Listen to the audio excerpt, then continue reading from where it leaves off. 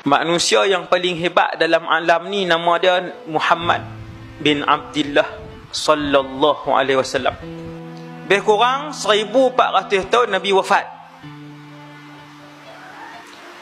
Hari ni orang Islam lebih kurang 2 bilion.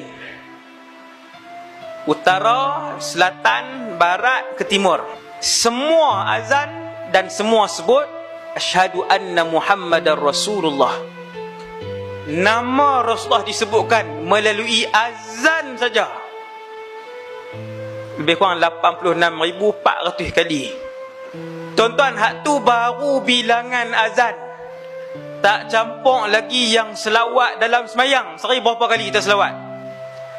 Orang Islam selawat kat Nabi subuh sekali, Zuhur 2, Asar 2, Maghrib 2, Isyak 2, 9